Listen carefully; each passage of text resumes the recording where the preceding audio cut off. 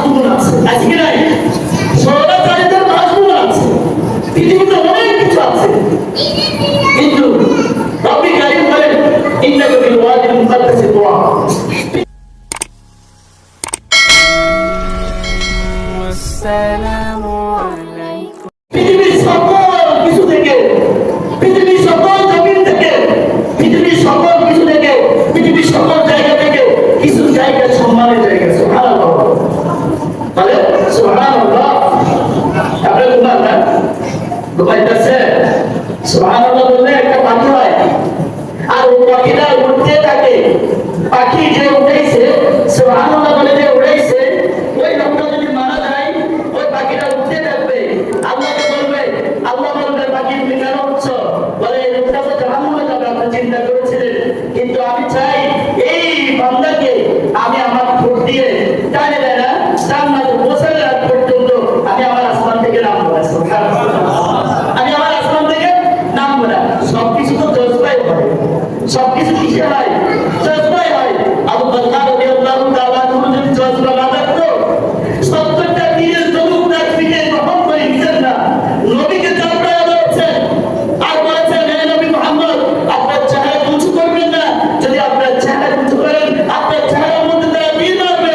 আমি আবু বকর পিঠের মধ্যে যত আঘাত থাকবে সকল আঘাত আমি মেনে নিব আর গ্রহণ করে নিব।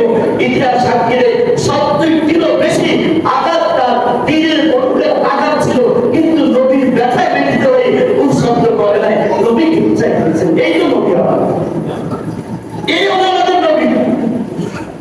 তো বলেছিল কি আল্লাহ নবী সাল্লাল্লাহু আলাইহি সাল্লাম এই জায়গায় এসে বলতেছে, প্রত্যেকটি জায়গাতে জায়গাটার কথা বলেছিলাম উর্বর জায়গা, উঁচু জায়গা, সম্মানের জায়গা। কিসের জায়গা? সম্মানের জায়গা। আচ্ছা বলুন দেখি, আমাদের ঘরের তুলনায় আমাদের মসজিদ কি সম্মানের জায়গা না? কথা বলেন, আমাদের ঘরের তুলনায় আমাদের মসজিদের জায়গাটা কি সম্মানের নয়? আচ্ছা বলুন দেখি, কবরস্থানে আমাদেরকে যারা রেখে আসে, যারা রেখে আসে কবরস্থানে, কবরস্থান কি অসম্মানের জায়গা নাকি সম্মানের জায়গা? সবাই বলেন নাকি সন্দেহ লাগে? আল্লাহু আকবার কবীর। কবরস্থান কি সম্মানের জায়গা না অসম্মানের জায়গা? সম্মানের জায়গা। মানে হযরত রাসূল করিম সাল্লাল্লাহু আলাইহি সাল্লাম বলেছিলেন, আমর বিন খাশাশিয়া রাদিয়াল্লাহু তাআলা আনহু উনি জুতা দিয়ে, আমি একটা মাসালার সাথে বলে দিচ্ছি, জুতা দিয়ে কবরস্থানে হাঁটতেছিলেন, জুতা দিয়ে কবরস্থানে হাঁটতেছিলেন। হুজুর সাল্লাল্লাহু আলাইহি সাল্লাম দেখে ফেলেছেন। হুজুর সাল্লাল্লাহু আলাইহি সাল্লাম বলেন, তুমি জুতা খুলে ফেলো, জুতা খুলে ফেলো। এটা দ্বারা বুঝাইছেন কবরস্থান সম্মানের জায়গা।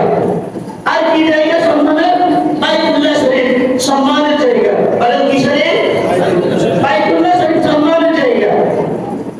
মসজিদে আকসা সম্মানের জায়গা।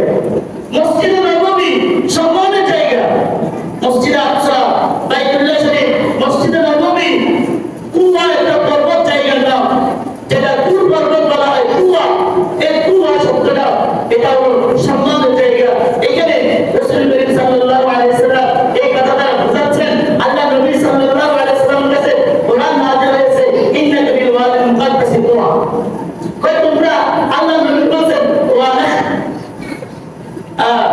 ইদা কুনতা ফি মিথলি হাদাল মাকান, ইদা কুনতা ফি মিথলি হাদাল মাকান। এখানে অন্য আয়াতের মধ্যে বলেন, হে নবী মুহাম্মদ, ইব্রাহিম আলাইহিস সালামকে বলেন যে তুবা পর্বত যখন সাক্ষাৎ করতে গেছে, সময় সংকীর্ণ, তখন আল্লাহ নবী সাল্লাল্লাহু আলাইহি সাল্লাম